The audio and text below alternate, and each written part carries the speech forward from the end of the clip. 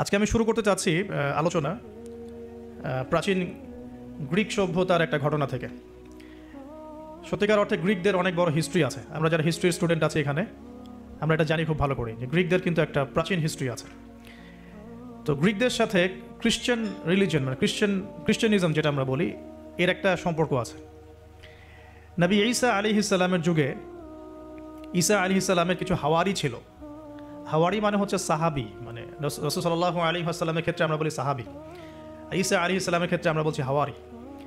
তো ঈসা আলাইহিস সালাম এর যে কাছের হাওয়ারি বা অনুসারী ছিলেন, তাদের মধ্যে দুজনকে তিনি প্রাচীন গ্রিকের, প্রাচীন বলতে বোঝাচ্ছি তৎকালীন সময়কার গ্রিকের একটা ছোট্ট নগরী ছিল, নগরীটার নাম আন্তাকিয়া। নগরীর নাম হচ্ছে আন্তাকিয়া। এটা কিন্তু এখন সিরিয়ার মধ্যে পড়েছে। আমি কালকে ম্যাপ ঘাটাঘাটি করে দেখেছিলাম, এটা সিরিয়ার মধ্যে পড়েছে আর কি, এখনকার সিরিয়ার মধ্যে। তো এই সিরিয়ার সাথে গ্রিকদের, রোমানদের এবং খ্রিস্টানিজমের একটা সম্পর্ক আছে। এমনকি যখন খালিদ বিন ওয়ালিদ রাদিয়াল্লাহু আনহু তাদের সময় যখন এই যে পারস্য এবং রোম বিজিত হয়েছিল, তখনও কিন্তু এই জায়গাগুলো মুসলিমদের করতলগত হয়েছে। তো এই আন্তাকিয়া শহরের মানুষরা তৎকালীন সময় ছিল মুশরিক। এক কথায় কি ছিল? মুশরিক। আমরা মিলাতে পারি এটাকে আবু জেহেলের যুগের সাথে। আবু জেহেল, আবু লাহাব, উতবা, শাইবার যুগে যেমন একটা সমাজ ছিল শিরকে নিমজ্জিত, মূর্তি পূজা হতো, হ্যাঁ, মাধ্যম পূজা হতো, কবর পূজা হতো, মৃত মানুষের পূজা হতো ইত্যাদি। আবার যেমন আসহাবুল কাহাফের সময় দাকিয়ানুস বাদশার যে যুগটা ছিল, ওইটাও যেমন শিরকের মধ্যে ছিল। আবার ইব্রাহিম আলাইহিস সালামের সময় আজারের যুগটা, নমরুদের যুগটা যেমন ছিল, বা মুসা আলাইহিস সালামের সময় ফেরাউনের যুগটা যেমন ছিল, ঠিক ওই রকমই আন্তাকিয়ার যিনি রাজা ছিলেন, ওই সময়কার যুগটা ছিল শিরক বা কুফরে নিমজ্জিত আর কি। তো এই ছোট্ট রাজ্যটাতে নবী ঈসা আলাইহিস সালাম তাওহীদের দাওয়াত দেওয়ার জন্য তার দুজন অনুসারীকে পাঠিয়েছিলেন। কয়জন ভাই?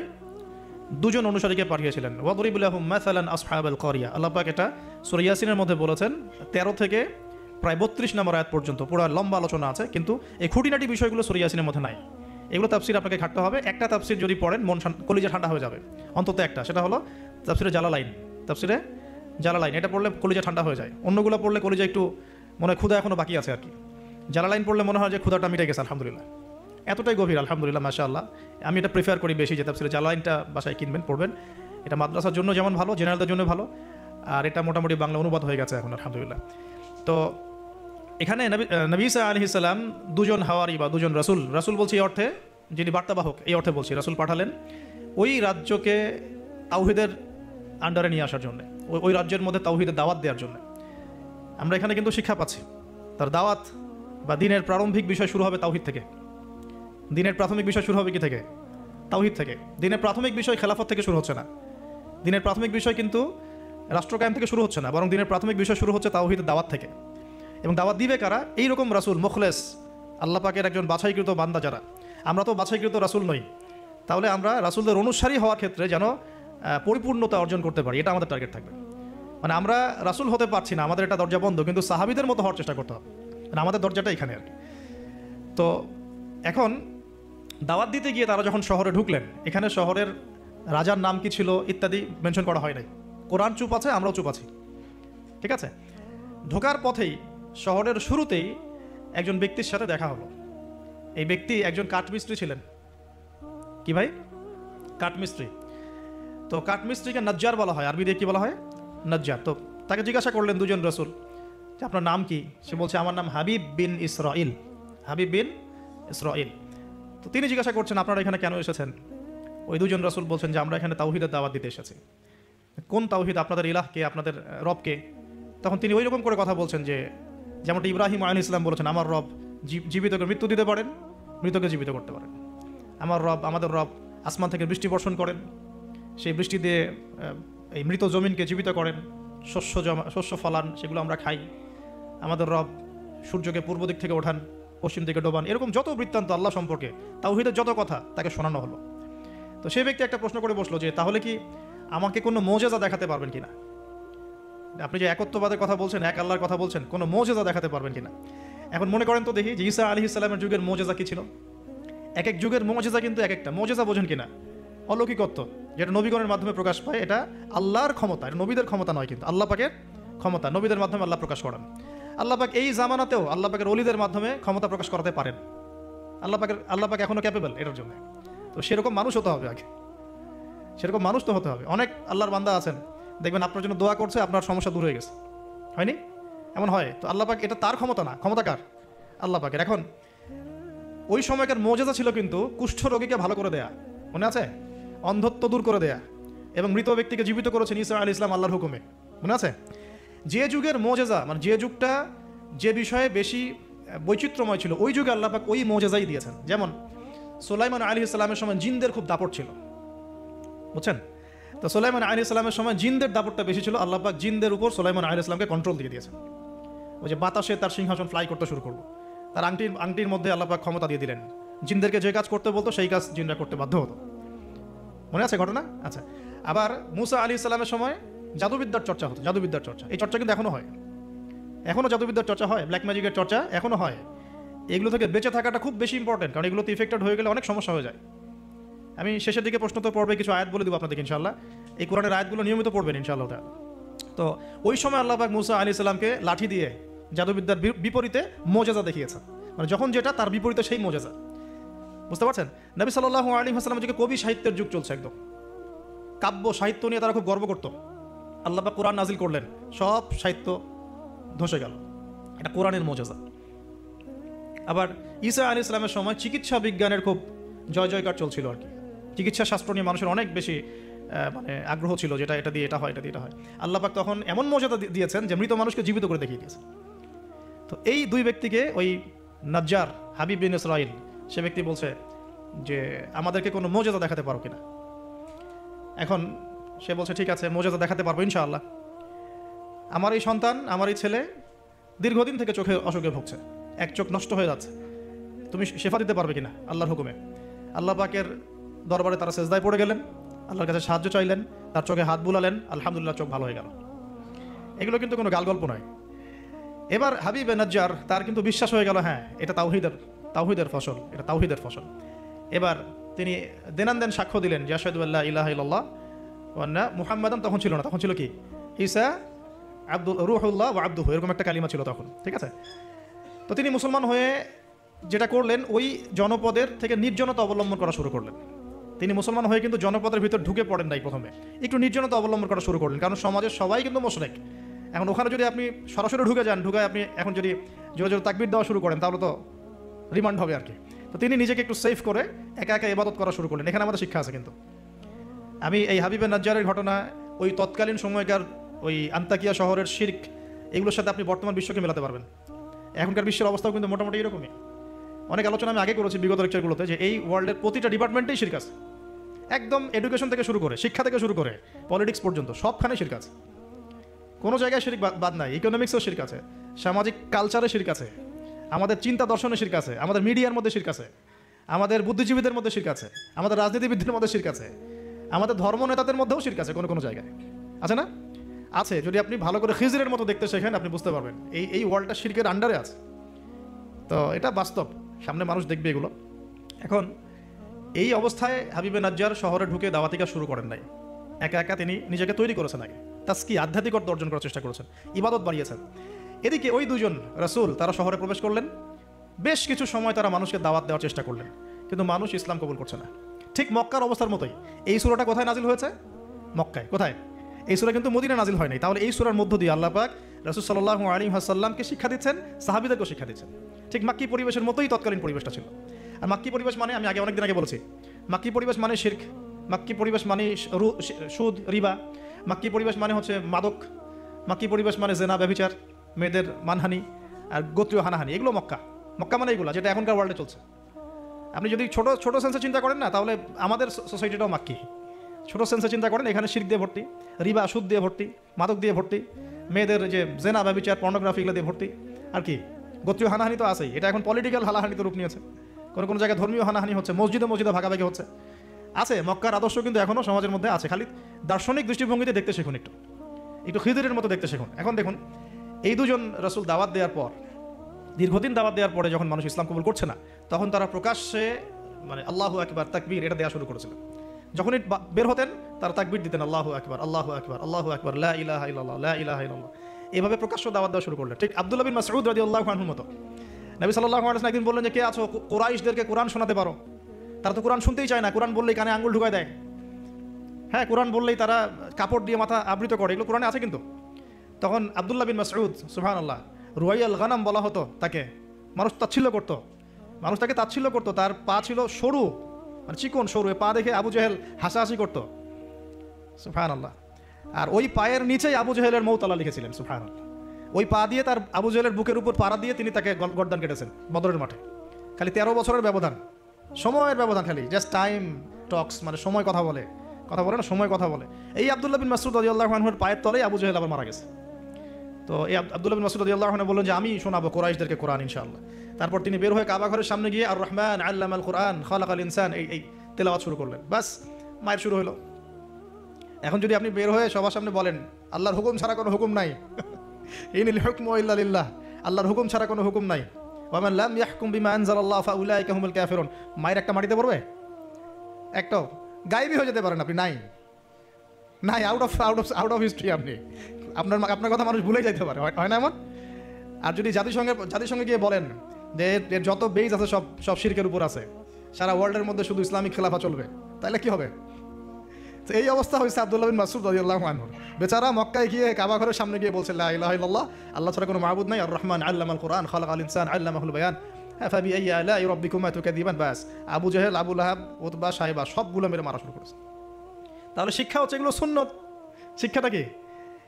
দিনের পথে যদি সত্যিকার কেউ ইফোর্ট দেয় তাহলে এই জিনিসগুলো তার ভাগ্যে আসবে। এই নির্যাতন, নিপীড়ন বা অপদস্থতা তার ভাগ্যে আসবে। যাদের ভাগ্যে আসছে না, 100% বলতে পারবো যে সেটা সঠিক পথ নয়, 100%। হ্যাঁ, সঠিক পথের ডানে বামে আমরা চোরা রাস্তা খুঁজি, তো সঠিক ক, সঠিক খ, সঠিক গ, হ্যাঁ, সঠিক অল্প সঠিক, বেশি সঠিক, একটু বেশি সঠিক, মানে এরকম আর কি। সত্যিকার অর্থে ওই রকম সঠিক পথে গেলে এগুলো আসবেই। তো এটা একটা ফলসিফিকেশন টেস্ট, যাদের উপর এগুলো আসতেছে সন্দেহ নাই যে ইনশাআল্লাহ তারা সঠিক পথে আছে। তারা সারা দুনিয়া থাক না থাক ওই ব্যক্তি সঠিক পথে আছে, না হলে তার উপরে এগুলো আসতো না। এখন যাই হোক, ওইদিকে যাচ্ছি না আমি। এখানে এই দুজন রাসূল সেম ভূমিকা পালন করলেন। ব্যাস, এবার রাজা তাকে গ্রেফতার করা শুরু করলো। কোন রাজা? আন্তাকিয়া শহরের রাজা কিন্তু খ্রিস্টান ধর্মাবলম্বী ছিলেন। রাজা খ্রিস্টান ধর্মাবলম্বী ছিলেন না। খ্রিস্টান ধর্মাবলম্বী হওয়ার জন্য ঈসা আলাইহিস সালাম তাকে দাওয়াত দিচ্ছিলেন এই দুজন রাসূলের মাধ্যমে। তো রাজা তখন এই দুজন ব্যক্তিকে ধরে রেখে দিল। এই দুজন ব্যক্তির নাম এক একটা কিতাবে এক এক রকম এসেছে। আমি 3টা নাম পেয়েছি আর কি। একটা হচ্ছে, প্রথম ব্যক্তির নাম ছিল ইউহান্না, হ্যাঁ। দ্বিতীয় ব্যক্তির নাম ছিল রাসূল, কিন্তু তারা মানে কার রাসূল? ঈসা আলাইহিস সালামের প্রেরিত দূত। এই দূত অর্থে বলছে রাসূল। একজনের নাম ছিল বাউলাস, একজনের নাম হচ্ছে ইউহান্না, একজনের নাম কি ছিল? বাউলাস। আর অন্য একটা বর্ণনা আসছে যে একজনের নাম ছিল সাদেক, আর একজনের নাম ছিল মাসদুক। একজনের নাম সাদেক, একজনের নাম মাসদুক। আচ্ছা, এই দুজন এখন গ্রেফতার। তো এবার তাদেরকে রেখে দেওয়া হয়েছে। ঈসা আলাইহিস সালাম আরও একজন ব্যক্তিকে তাদের সাহায্যের জন্য পাঠালেন। এটাই হলো কোরআনের এই আয়াতটা, যে ওয়াদরিব লাহুম মাসালান আসহাবাল ক্বরিয়া ইয জাআহাল মুরসালুন ইয আরসালনা ইলাইহিম ইসনাইন ফাকাযযাবুহুমা ফাআজ্জাজনা বিসালিস। যখন তাদের দুইজনকে অস্বীকার করা হলো, আমি আরও একজনকে পাঠালাম। এই আরও একজনের নাম হচ্ছে আপনার শামউন। কি নাম? শামউন। এই শামউন ছিল খুবই বিচক্ষণ। এখান থেকে আমাদের শিক্ষা আছে একটা, যারা দাওয়াতি কাজ করতে চান, দিন নিয়ে চলতে চান, দিন প্রচার করতে চান, বা দিন নিয়ে বড় স্বপ্ন দেখেন, এই শামউনের মধ্যে শিক্ষা আছে। কীরকম শিক্ষা? এই শামউন গিয়ে সরাসরি তাদেরকে বললো না যে আমি দুজনকে বাঁচাতে আসছি, বরং শামউন নিজের পরিচয় গোপন করে ফেলছে। শামউন নিজের পরিচয় গোপন করে সে অর্ডিনারি মানুষের রূপে সমাজে মেলামেশা শুরু করলো। সে মোটামুটি একটা ছদ্মবেশ ধারণ করেছে আর কি। এবং আস্তে আস্তে আস্তে আস্তে রাজার ঘনিষ্ঠ মানুষদের সাথে তার একটা সম্পর্ক তৈরি হয়েছে। এমনও বহু মানুষ কিন্তু এখন সমাজের মধ্যে আছে না? সরাসরি ইমান জানান দিতে পারে না, কিন্তু ভিতরে ভিতরে ইসলামকে সমর্থন করে, আছে না? আমাদের প্রতিটা ডিপার্টমেন্টে এমন ভাই বোন আছে কিন্তু, যারা ইসলামকে মন থেকে সাপোর্ট করে, কিন্তু হয়তো চাকরির ভয়, এটার ভয় মানে এক্সপোজ করতে পারে না। তো প্রথমত সে সেভাবে নিজেকে গুটিয়ে নিল। এক পর্যায়ে রাজার কাছে তার নাম ছড়িয়ে পড়লো। সে একদিকে তাদের সাথে মেশে, আরেকদিকে সে আল্লাহর কাছে দোয়া করে, নামাজ পড়ে, সেজদা করে। সে কিন্তু একজন আধ্যাত্মিক গুণান্বিত মানুষ। এক পর্যায়ে রাজার দৃষ্টি আকর্ষিত হলো তার প্রতি। ওই যে ইউসুফ আলাইহিস সালামের প্রতি রাজার দৃষ্টি আকর্ষিত হয়েছিল না? স্বপ্নের ব্যাখ্যা কেউ দিতে পারে না, ইউসুফ দিয়ে দিলেন। 7 বছর দুর্ভিক্ষ হবে, ওকে আমার কাছে নিয়ে আসো, ওকে আমার কাছে নিয়ে আসো, আমি তাকে আমার নিকটস্থ কাছের মানুষ বানিয়ে দিব। তো রাজা বা শাসক যদি সৎ হন, মনের মধ্যে যদি সততা থাকে না, তিনি খুঁজে বের করতে পারবেন কার দ্বারা আসলে জাতির খেদমত হওয়া সম্ভব। এটা দায়িত্ব তাদের, খুঁজে বের করা যে কোন কোন মানুষদেরকে কাছে নিয়ে আসলে দেশের বা জাতির খেদমত হবে। এই সৎ সাহস তো সবাই দেখাতে পারে না এখন। এই ব্যক্তি, এই রাজা মোটামুটি এদিক থেকে বিচক্ষণ ছিল, সে এই শামউনকে কাছাকাছি নিয়ে আসলো, নিয়ে এসে বললো যে তোমার সব কথাবার্তা আমার কাছে খুব ভালো মনে হয়, তোমার জ্ঞানের যে জ্ঞানতাত্ত্বিক কথাবার্তাগুলো তুমি বলো এগুলো খুব ভালো মনে হয়, তো তুমি আমার কি উপকার করতে পারো? তো শামউন বলছে যে আমি শুনেছি যে আপনার জেলখানায় দুজন ব্যক্তি আছে। কোন দুজন? আগে দুজন গ্রেপ্তার, তো তাদের ব্যাপারে আপনার কি মন্তব্য? আমার মন্তব্য, আমি আসলে ভাবার সময় পাইনি তাদেরকে নিয়ে, রাজা খুব ব্যস্ত ছিল, তাকে আমার কাছে নিয়ে আসেন, আমি কিছু কথা বলতে চাই তাদের সাথে। শামউনের কথা শুনে রাজা নিয়ে আসলেন তাদের দুজনকে। এবার শামউন কৌশলে এই দুই ব্যক্তির মাধ্যমে রাজাকে দাওয়াত দিচ্ছে। শামউন এদেরকে বলছে যে তোমরা কোন আল্লাহর ইবাদত করো, কোন আল্লাহর কথা বলছো, আমাদের এখানে তো এমন কোনো আল্লাহ নাই। তখন তারা আবার ব্যাখ্যা দিচ্ছে আমরা সেই আল্লাহর কথা বলি যে আল্লাহ ছাড়া কোনো ইলাহ নাই, যিনি আসমান থেকে বৃষ্টি বর্ষণ করেন, যিনি মৃতকে জীবিত করেন, ইত্যাদি ইত্যাদি। তাওহীদের সব কথা তারা বলা শুরু করলেন এবং রাজা কিন্তু শুনছে, শোনার মাধ্যমকে শামউন নিজে। তাহলে এখানে আমাদের শিক্ষা আছে না? তা আপনারা একটু ইসলামের পথে আসলেই সমাজ থেকে ডিসকানেক্টেড হতে চান কেন? সমাজের মধ্যেই থাকতে হবে, সমাজের মধ্যে থেকেই আপনি সমাজের ভিতরে ইসলাম ছড়িয়ে দিবেন ইনশাআল্লাহ। ঠিক আছে, ইনশাআল্লাহ একদিন সমাজ পরিবর্তন হবে। আমরা যদি সমাজ থেকে ডিসকানেক্টেড হয়ে যাই তাহলে তো সমাজ নষ্ট হয়ে যাবে। তো দেখুন, অনেক যুবক ছেলে আমাদেরকে বলে ভাইয়া নামাজ পড়তাম না, এখন নামাজ পড়ি, এখন বিসিএস পরীক্ষা দিব না ভাবছি। কেন দিবেন না? ওর সাথে কি সম্পর্ক, ওর সাথে কি শত্রুতা? আপনি আরো বড় বড় পোস্টে যান, মানুষকে তাওহীদের দাওয়াত দেন, তাওহীদ প্রতিষ্ঠার চেষ্টা করেন, আল্লাহ হেফাজত করুন, আল্লাহ তৌফিক দান করুন। এখন এই শামউনের থ্রু দিয়ে এই দুই ব্যক্তি রাজাকে দাওয়াত দিলেন, মাশাআল্লাহ। এবার রাজা জিজ্ঞাসা করছে যে কোনো মুজিজা আছে নাকি, কোনো অলৌকিকতা দেখাতে পারবে? আমরা যে আল্লাহর ইবাদত করি, মাঝে মাঝে কিন্তু জিনের উপাসনা করলে কিছু অলৌকিকতা দেখা যায়, অলৌকিকতা না মানে ভেলকিবাজি দেখানো যায় আর কি। দেখবেন জিন তাত্ত্বিক যারা চর্চা করে দেখবেন ভেলকি দেখায় মানুষকে। আপনি কোনো কবিরাজের কাছে গিয়েছেন, আপনাকে বলে দিবে যে 2 বছর আগে তুই এটা করছিলি না, এরকম কিন্তু বলে দেবে। আপনাকে ধাক্কা লাগলো যে হ্যাঁ তাই তো, আমার তেমন হয়েছে। আসলে ও যে জিনের উপাসনা করে, ওই জিন আপনার যে কারিন আছে এর সাথে কানেকশন ফিক্স করে আর কি। কারণ আপনার জিন ফিউচার জানে না, কিন্তু আপনার জিন তো আপনার হিস্ট্রি জানে, আপনার জিন আপনার হিস্ট্রি জানে। তো তখন আপনার কাছে মনে হলো হ্যাঁ তাই তো, আমি তো অমুক দিন অমুক মেয়ের জন্য দাঁড়াইছিলাম ওইখানে। আচ্ছা ঠিক আছে। এখন সে বলল যে হ্যাঁ আমরা মৌজাদা দেখাবো ইনশাল্লাহ। কি মৌজাদা? 7 দিন আগে একটা বাচ্চা ওই রাজ দরবারে মারা গেছে। কয়দিন আগে? দাফন হয়নি এখনো, 7 দিন আগে মারা গেছে, লাশ সংস্কার হয়নি, লাশের অবস্থা ভালো না।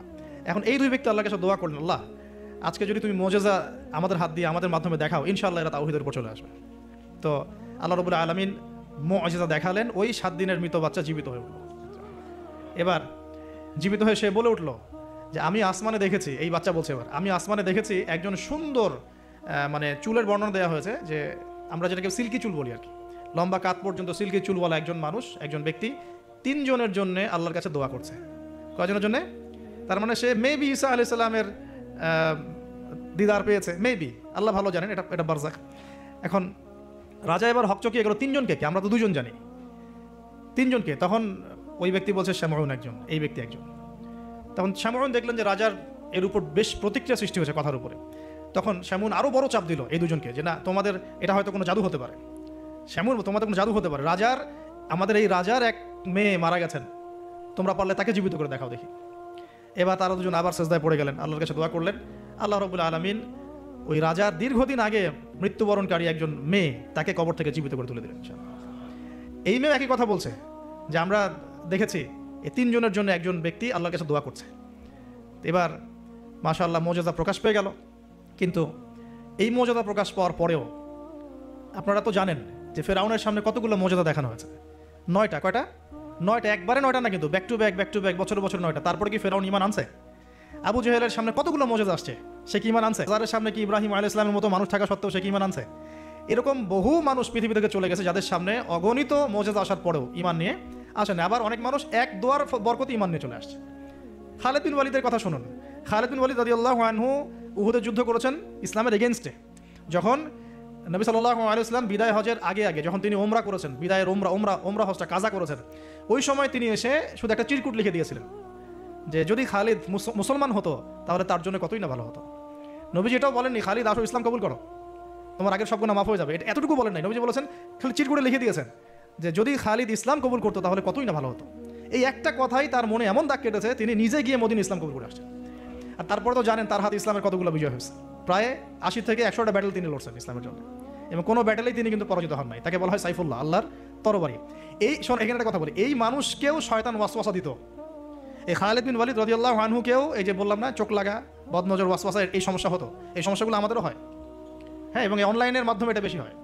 তখন তিনি এসে নবীজিকে বলছিলেন যে আমাকে একটা দোয়া শিখাই দেন ইয়া রাসূলুল্লাহ। তিনি কিন্তু বীর বিক্রম, একজন সাহসী বীর সাহাবী। নবী সাল্লাল্লাহু আলাইহি ওয়াসাল্লাম তাকে দোয়া শিখিয়ে দিয়েছেন যে আউযু বিকালিমাতিল্লাহি তাম্মা মিন কুল্লি শাইতানিন ওয়া হাম্মা ওয়া মিন কুল্লি আইনিন লাম্মা। একটা জায়গা আছে আউযু বিকালিমাতিল্লাহি তাম্মাতি মিন গাদাবিহি ওয়া ইকাবিহি ওয়া শাররি ইবাদিহি ওয়া মিন হামাজাতি শায়াতিন ওয়া আন ইয়াহদুরুন। দেখেন কোথা থেকে কোথায় আসলাম। এখন মুজিজা দেখার পরেও তো বহু রাষ্ট্রপ্রধান ইসলাম কবুল করেছে। এখনও তো আপনার সামনে আমার সামনে মুজিজা পড়ে আছে। কি মুজিজা? কোরআন। কেউ কোরআন নিয়ে একটা ভুল প্রমাণ করুক, একটা বিধান প্রমাণ করুক যে মানবতা বিরোধী বা এটা এই যুগে চলে না, ওই যুগে চলতো, এর মধ্যে এক জাররা পরিমাণ ভুল কেউ বের করতে পারে কিনা দেখুক, তারপরেও তো মানুষ কোরআন মেনে চলছে না। ব্যাপারটা এরকম হচ্ছে না? এখন রাজার সামনে অনেকগুলো মুজিজা দেখানো হয়েছে ঠিকই, কিন্তু রাজা তাদেরকে কবুল করে নাই। ফিনিশিং হলো এটা।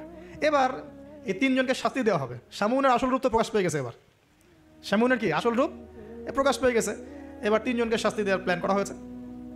তখন তারা আল্লাহর কাছে দোয়া করলেন যে আল্লাহ আমাদেরকে এই জালেমের জুলুম থেকে আল্লাহ হেফাজত করো। তো তাদেরকে আটকে রাখা হয়েছে, পাথর নিক্ষেপ করে হত্যা করা হবে, এটা হচ্ছে রায় ওদের। ওই সময়কার রায়গুলো এমন ছিল, রজম করে হত্যা করা হবে, বা বড় বড় কিছু গাভী ছিল ওদের, সোনার দিয়ে তৈরি বা পিতল দিয়ে তৈরি, এর ভিতরে মানুষকে ঢুকিয়ে নিজ দিয়ে আগুন জ্বালিয়ে দেওয়া হতো। চিন্তা করতে পারেন? তারপরে শুলদণ্ড ছিল, পিছনের রাস্তা দিয়ে লোহা আছে না, পেঁচানো লোহা বাকিয়ে ঢুকিয়ে মাথার মগজ দিয়ে বের করে দেওয়া হতো। এগুলো ছিল শুলদণ্ড। একজন সাহাবী খুবাইব রাদিয়াল্লাহু আনহুকে এইভাবে দণ্ড দিয়ে হত্যা করা হয়েছে। নাউযুবিল্লাহ, সুবহানাল্লাহ। আল্লাহ পাক তাকে জান্নাতের শীর্ষ মর্যাদা দান করুন, দোয়া করি।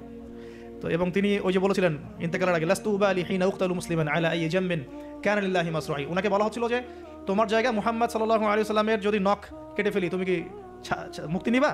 তো তখন তিনি বলেছিলেন যে লাস্তু উবালি হিনা উকতালু মুসলিমান, আমি কোনো পরোয়াই করি না যখন আমাকে মুসলমান রূপে শহীদ করা হচ্ছে। আলা আইয়ি জামবিন কানা লিল্লাহি মাসরাই, আমাকে যেদিকেই পাশ ফেরানো হোক না কেন সেটা আল্লাহর জন্যই। ওয়াযালিকা লিল্লাহি ওয়া ইয়াশা, তিনি এমন একজন ইলাহ যিনি চাইলে ইউবারিকা আলা ফি কুল্লি শিলউইন মুমাযা, তিনি আমার প্রত্যেকটা গোশতের টুকরায় হাড্ডিতে বরকত দিতে পারেন। তো এই সাহাবীর ইন্তেকালের খবর মদিনায় পৌঁছে যায়। এটা পড়ে নিয়েন, এটা রাজির ঘটনার মধ্যে পাবেন। সিরাত অবশ্যই পড়বেন, আর আমার জন্য দোয়া করবেন যে আমি চেষ্টা করছি আগামী বইমেলা আসার আগেই সিরাতের উপর একটা অনবদ্য কিতাব লেখার জন্য। আল্লাহ পাক তৌফিক দান করুন। সমস্ত সিরাতের বইগুলোকে একত্রিত করে, এবং আমার টুকটাক কিছু গবেষণা আছে ভাঙাচুরা, সহজ সাধ্যভাবে যাতে ইয়াং জেনারেশন খুব সহজে বুঝতে পারেন সিরাটাকে, একটা মোটামুটি 500,000 পৃষ্ঠা একটা বই আসবে ইনশাআল্লাহ আযজা ওয়া জাল্লা। আল্লাহ পাক তৌফিক দান করুন। আমি তো অনেকে অনেক টপিকের কথা বলেছিলেন আমাকে যে এটা নিয়ে লিখেন, এটা নিয়ে লিখেন, ভাই এটা নিয়ে লিখেন, ভাই আখিরুজ্জামান নিয়ে লিখেন। ঠিক আছে, তাই বললাম যে না, আগে রাসূল সাল্লাল্লাহু আলাইহি ওয়াসাল্লামের বরকত দিয়ে শুরু হবে ইনশাআল্লাহ। আল্লাহ নবীর বরকত যার কপালে নসিব হবে ইনশাআল্লাহ তার ফিউচারটা ভালো হবে ইনশাআল্লাহ। তো আল্লাহ পাক আমাদেরকে সহজ করুন, তৌফিক দান করুন। এখন এখানে এই তিনজনকে আটকে রাখার পর যেটা বলছিলাম, এবার তাদেরকে পাথর নিক্ষেপ করে হত্যা করার কথা বলা হয়েছে। আর তারা এখানে আল্লাহর কাছে দোয়া করছেন। এর ফলশ্রুতিতে ওই রাজ্যের মধ্যে দেন দুর্ভিক্ষ শুরু হয়ে গেল। কি হলো ভাই? একদম দুর্ভিক্ষ। ওয়ার্ল্ড কি আসতেছে দুর্ভিক্ষের দিকে? আসতেছে, সবর করেন। তো এখন আমি একটা লেকচারে বলেছিলাম যে এই ইকোনমিক স্যাংশন বা ইকোনমিক ইনফ্লুয়েশন যেগুলো হয়, এগুলো থেকে বাঁচার জন্য সূরা ইউসুফের মধ্যে একটা হেদায়েত আছে। ওই সূরা ইউসুফ আলাইহিস সালামের 7 বছর মেয়াদী যে পরিকল্পনা, ওই পরিকল্পনা যদি কেউ বাস্তবায়ন করে, কোনো রাষ্ট্রে দুর্ভিক্ষ হবে না ইনশাআল্লাহ। যদি হয়ও, আল্লাহর হুকুমে যদি হয়ও, ইনশাআল্লাহ জনগণ না খেয়ে মরবে না। ওই 7 বছরের মেগা পরিকল্পনা কি সেটা একটু সূরা ইউসুফ ঘাটে দেখেন। তার মূল জিনিসটাই হচ্ছে অপচয় নষ্ট করা, অপচয়টাকে রোধ করা। অপচয় নষ্ট করা না, মানে অপচয়কে রোধ করা, সমস্ত রকম অনিয়ম বন্ধ করা, এবং ফিউচারের জন্য খাবার এবং সম্পদগুলো সঞ্চয় করতে থাকা। যেমন আমরা কিন্তু অনেক অপচয় করি, খাবার নষ্ট করি, গ্যাস নষ্ট করি, তেল নষ্ট করি, নষ্ট করি, কিন্তু আবার প্রয়োজনের চেয়ে বেশি ব্যবহার করি। আবার দেখা যায় যে অনেক প্রকল্প হাতে নিচ্ছি কিন্তু পুরোপুরি বাস্তবায়িত হচ্ছে না, দুর্নীতি হচ্ছে, ইত্যাদি ইত্যাদি। এগুলোকে যদি বন্ধ করা যায়, আপনি ইন ফিউচার একটা জাতির ইকোনমিক বিষয়টা সাস্টেইন করতে পারবেন ইনশাআল্লাহ। তো আমি ইকোনমিক্স নিয়ে অন্য একদিন ইনশাআল্লাহ কোনো একটা সেমিনার করবো ইনশাআল্লাহ তাআলা। আজকে বলছি এতটুকু যে ইউসুফ আলাইহিস সালামের অর্থনৈতিক যে মেগা পরিকল্পনা 7 বছর, এটা যে নিতে পারবে, যে সমাজ, যে রাষ্ট্র গেইন করবে ইনশাআল্লাহ, সাকসেস। এই জিনিসগুলো আমাদের ঊর্ধ্বতন কর্তৃপক্ষদেরকে বোঝানো উচিত, দাওয়াতটা পৌঁছানো উচিত। হয়তো বা তারা জানেন না, এমন হতে পারে যে তাদেরকে যুগের সাথে তাল মিলিয়ে কেউ বোঝাতে পারেনি এখন পর্যন্ত, এমন হতে পারে।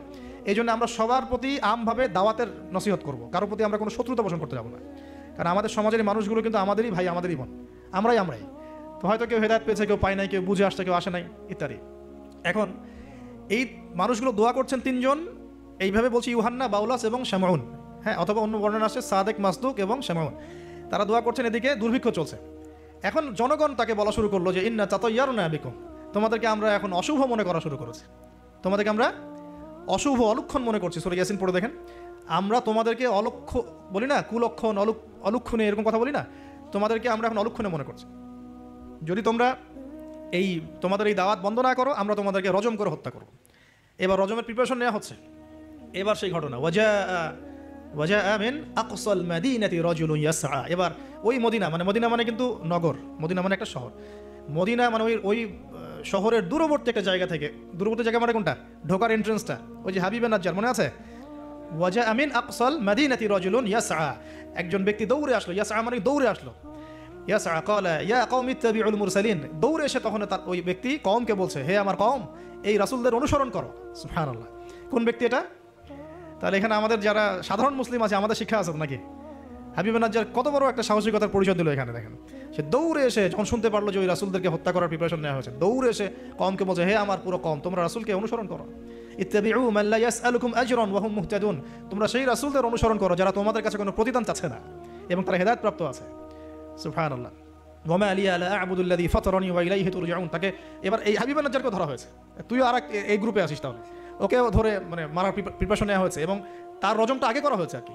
এই তাফসীর বলছে যে এই রজমটা আগে করা হয়েছে, শেষ পর্যন্ত এই রাসূলদেরকে হত্যা করা হয়েছে কিনা এটা আমি স্পষ্ট করে পাইনি, কিন্তু এই হাবিবে নাজ্জারকে যে হত্যা করা হয়েছে এটা স্পষ্ট করে পেয়েছে, একদম স্পষ্ট করে জানা লাইনে আসছে এই জিনিসটা। এখন এই তাকে ধরা হলো, তুইও তাদের গ্রুপের মধ্যে একজন। তো সে বলছে, ওয়া মা লিয়া লা আ'বুদু আল্লাযী ফাতারানি ওয়া ইলাইহি তুরজাউন, আমি কেন আল্লাহর ইবাদত করব না? তার অ্যানসারটা এরকম, আমি কেন আল্লাহর ইবাদত করব না যে আল্লাহ আমাকে এভাবে সৃষ্টি করেছেন এবং তার কাছে আমাকে ফিরে যেতে হবে? কোন লজিকে আমি তার ইবাদত করব না? মানে তাওহীদের যত রকম সংজ্ঞা তিনি শেখালেন, বললেন, বুঝালেন, মানুষ বুঝতে চাইল না। এবার তাকে রজম করা হচ্ছে এবং সুবহানাল্লাহ, ওয়া মা লিয়া লা আ'বুদু আল্লাযী ফাতারানি ওয়া ইলাইহি তুরজাউন আ'তাখিযু মিন দুনিহি আলিহা ইন ইউরিদনি আর-রাহমানু বিদুররিন লা তুগনি আন্নী শাফাআতুহুম শাইআ ওয়া লা ইউনকিযুন ইন্নী ইযাল লাফি দালালিম মুবিন। তিনি বলছেন যে আল্লাহ আমাকে সৃষ্টি করেছেন, সে আল্লাহর আমি ইবাদত না করে আমি কার ইবাদত করব? আল্লাহ রাব্বুল আলামিন যদি আমাকে কোনো কল্যাণ করতে চান, কেউ ঠেকাতে পারবে না। আল্লাহ পাক যদি কোনো অকল্যাণ করতে চান, কেউ আমাকে বাঁচাতে পারবে না। আর আমি যদি এই তাওহীদ জানার পরেও শিরকে যাই, তাহলে আমি স্পষ্ট বিভ্রান্তির মধ্যে থাকবো। তার লজিকগুলো কত চমৎকার। এবার তাকে হত্যা করা হচ্ছে আর কি। হ্যাঁ, সুবহানাল্লাহ। ইন্নী ইযাল লাফি দালালিম মুবিন ইন্নী আমানতু বিরাব্বিকুম ফাসমাউন। সে বলছে, ইন্নী আমানতু বিরাব্বিকুম ফাসমাউন, তোমরা আমাকে হত্যা করছো কিন্তু জেনে রাখো যে আমি, তোমরা শুনে রাখো, জেনে রাখো না, ফাসমাউন তোমরা শুনে রাখো, তোমরা আমাকে হত্যা করছো করো, কিন্তু শুনে রাখো যে আমি ঈমান এনেছি আমার রব এবং তোমাদের সবার রবের প্রতি। আমি তোমাদের এইসব তন্ত্রমন্ত্র, শিরিক, কুফর এসবে বিশ্বাস করি না। এবং এই রজমে যখন তার মৃত্যু হয়ে যায়, বলা হচ্ছে যে মৃত্যুর আগেই অথবা মৃত্যুর সময় তাকে আল্লাহ রাব্বুল আলামিন তার জান্নাতের ঘরটা দেখালেন। সুবহানাল্লাহ। এবং তাকে বলা হচ্ছে যে কিলা দুখুলিল জান্নাহ ক্বালা ইয়া লাইতা কওমি ইয়ালামুন। সুবহানাল্লাহ, ক্বালা ইয়া লাইতা কওমি ইয়ালামুন। তখন যে বলছে, হায় আমার জনপদ, হায় আমার কওম, যদি তারা জানতো, যদি তারা বুঝতো যে আল্লাহ পাক আমাকে কি পরিমাণ নিয়ামত দিয়েছেন, কোন জান্নাতে আমি আছি, এইটা যদি আমার জনগণ বুঝতো তাহলে সবাই ঈমান নিয়ে আসতো। দেখেন, কোরআনে এই ব্যক্তির নাম উল্লেখ করা হয় নাই। ওয়াজা মিন আকসাল মাদিনাতি রাজুল, মানে দূরবর্তী জায়গা থেকে একজন লোক ছুটে আসছে। কে সেই লোক আল্লাহর কাছে এটা বড় কথা নয়, মানে নামটা কি সেটা বড় কথা নয়, তার আকীদাটা কি, তার আমলটা কি, তার তাওহীদটা কি, এটা সবচেয়ে বড় কথা। তো এখন এই হাবিবে নাজ্জারের এই শাহাদাত হয়ে গেল এবং আন্তাকিয়াবাসীর উপরে এবার কি হলো আল্লাহ পাক সেটাও বলছেন। তাওহীদের স্পষ্ট দাওয়াত পাওয়ার পর যখন তারা স্বীকার করলো না, তারা আবু জেহেলের মতো আচরণ করলো, আবু লাহাবের মতো আচরণ করলো, উতবা সাহেবার মতো আচরণ করলো, ওই ফেরাউন নমরুদ তাদের মতো আচরণ করলো। হিস্ট্রি কিন্তু একই, সব একই জনপদে ঘুরছে গেলে। এই মুশরিকদের মতো আচরণ যখন অব্যাহত থাকলো, আল্লাহ পাক বলছেন যে আমি তাদের উপরে কোনো বড় সেনাবাহিনী পাঠাই নাই, আমি তাদের উপরে কোনো বড় সেনাবাহিনী পাঠাই নাই, কোনো বাহিনী নাজিলও করি নাই, শুধু ছিল এটা সয়হাতান ওয়াহিদা, একটা মাত্র বড় বিকট চিৎকার। ইন কানাত ইল্লা সয়হাতান ওয়াহিদা, শুধুমাত্র একটা বজ্রনিনাদ, প্রচণ্ড শব্দে আল্লাহ পাক পুরো কওমকে ধ্বংস করে রেখে দিলেন। এই কওমে কতজন মানুষ ছিল? হয়তো 1 লাখ, 2 লাখ, 3 লাখ, 4 লাখ, 5 লাখ, 10 লাখ, আল্লাহ ভালো জানেন। এর মধ্যে 4 জন ব্যক্তির নাম আমরা পাচ্ছি তাওহীদপন্থী। ওই 4 জন ব্যক্তিকে কেন্দ্র করে সূরা ইয়াসিন আয়াত নাযিল হয়েছে। রাসূল সাল্লাল্লাহু আলাইহি ওয়াসাল্লাম মক্কায় হয়তো হাজার হাজার মানুষ ছিল, কিন্তু আমরা আবু বকর, ওসমান, ওমর, আলীর নাম মনে রাখছি। আসহাবুল কাহফের মধ্যে হয়তো হাজার হাজার লাখ লাখ মানুষ ছিল, কিন্তু আমরা ওই 7 জন বা 9 জন যুবকের কথা মনে রাখছি। খেয়াল করে দেখেন, ইব্রাহিম আলাইহিস সালামের সময় হয়তো লাখ লাখ মানুষ ছিল সমাজের মধ্যে, কিন্তু আমরা মনে রাখি ইব্রাহিম আলাইহিস সালাম, লূত আলাইহিস সালামের কথা, বিবি সারা আলাইহিস সালামের কথা, হাজরা আলাইহিস সালামের কথা, এই কয়জন মানুষের কথা, ইসমাঈল, ইসহাক। এরকম প্রত্যেক যুগে যুগে আপনি দেখবেন যে তাওহীদপন্থী মানুষের সংখ্যা কিন্তু কম এবং আল্লাহ পাকের অনুগত বান্দাদের সংখ্যা খুব কম। এই ঘটনাটা আল্লাহ রাব্বুল আলামিন এই আন্তাকিয়াবাসীর এই ঘটনাটাকে সূরা ইয়াসিনের এই 13 থেকে প্রায় 32 নম্বর আয়াত পর্যন্ত পুরোটা নিয়ে আসছেন।